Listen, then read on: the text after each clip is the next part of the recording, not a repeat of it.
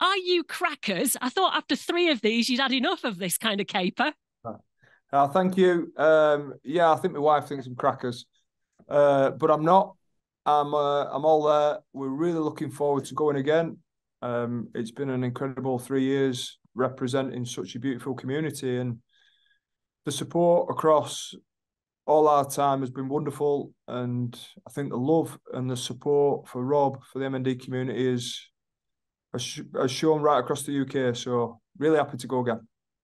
You've said that you think physically that this might be your toughest one yet. Just explain to us why that might be. Yeah, I think probably lack of preparation time.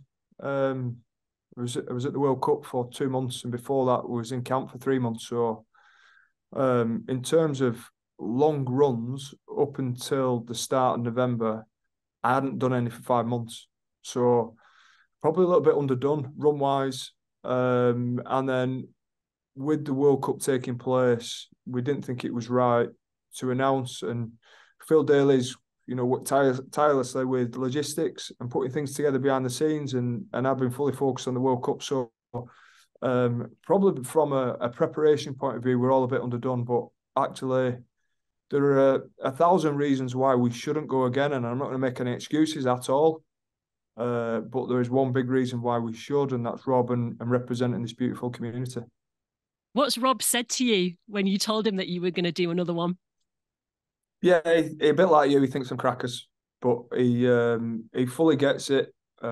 He's with us 100% in spirit. He'll be there at the start and at the finish for us. So he's such an inspirational friend, and I'm delighted we wear the number 7 again.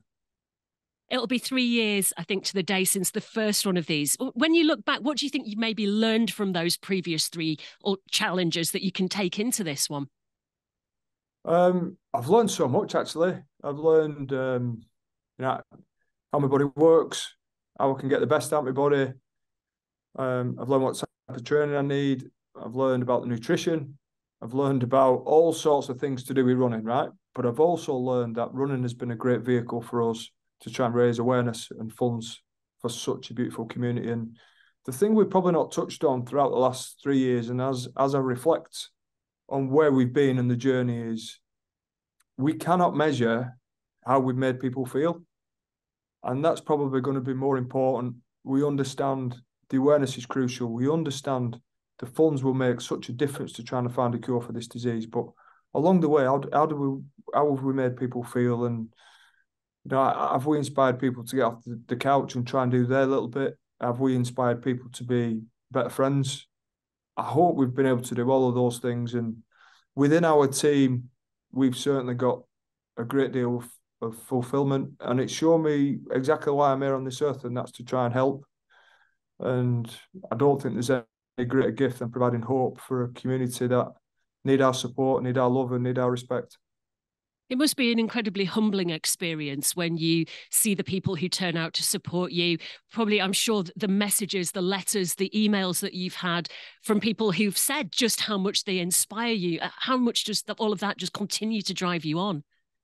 Yeah, massively. Like I said before, there are, I can think of 1,000 reasons why we shouldn't go again, but the messages, the emails, the face-to-face meetings, there's on average 3 times a day, someone will stop me and tell me somebody they know has got MND, or somebody has passed with MND, and they want us to keep going. And for us, we're just going on a bit of a run with some mates for a mate, and the support has been incredible. And whilst all that is going on around us, while the money's ticking over, while people are coming out in their pajamas to see us, while people are coming out and giving us the last £5 note, all of that is just fuel for us and emotion for us and energy for us to try and do our best and to try and shift the dial on motor neuron disease.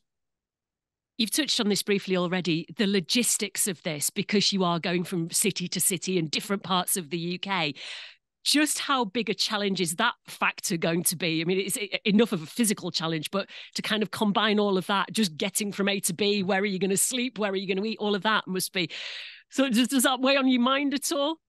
No, it doesn't. I think what the last 3 years have taught me is that we've got to roll with some things that we probably weren't expecting. And that's the great thing about the team. There's an understanding that we all muck in and we do our best. And we understand that we're not always going to get it right, but it always comes from good intentions in the right place. And we're here to look after each other. That's what we're showcasing: friendship. We're showcasing representing a beautiful community. And we understand that, things might go wrong. The logistics have been massive. And in my own mind, it's been trying to get my body into such a shape so I can run for 4 hours a day and then spend the next 20 hours putting Humpty Dumpty back together again and getting ready to go again and make the start line. And within that 20 hours is going to be some travel and some disruption, and means nutrition might not be perfect and recovery won't be perfect. But we understand that life for people with MND and their families isn't perfect. And for us to have a bit of upheaval moving around is a very, very small price for us to pay. Couple more from me. Of all the different legs that you're doing, are there any that you're particularly looking forward to? Any that you feel are going to be particularly challenging over the course of the 7 days?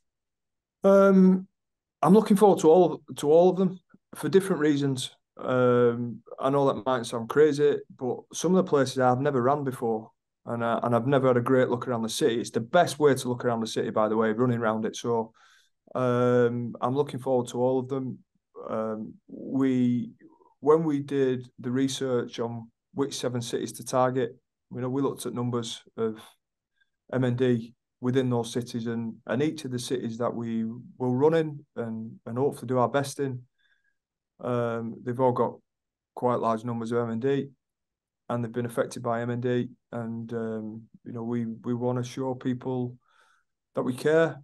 We want people to join us and support us, and continue to bang the drum, because we've got to find a cure for this disease. We've got to help people who are currently diagnosed with it. We've got to make their journeys a bit better. And it continues to be an incredible effort by yourself, by all the team. I'm sure you'll have phenomenal support again. Do you feel that things are moving quickly enough? As you say, the end goal is ultimately to find a way to beat this terrible illness. But do you sometimes feel a little frustrated that progress isn't maybe as quick as you would like? Yeah, but I think that's the modern world we live in. Everybody wants everything done yesterday. We understand how important this is, because lives are at stake, and we also know the statistics. From diagnosis, 50% die within the first 2 years, a third die within the first 12 months. So, like, people with MND don't have time on the side, and we've got to shift this quickly. As we saw with COVID, if you throw enough money at something, you can get a cure. And part of my role in this, and part of the team's role, is to ensure that we give some fantastic minds around the medical world and research teams the right money to be able to try and find a cure and find drugs that help. I have mentioned the human side and the awareness, and I've also mentioned, which is big for us, how we make people feel, and we wrap that all up into one big ball, and we're absolutely honoured to represent this community.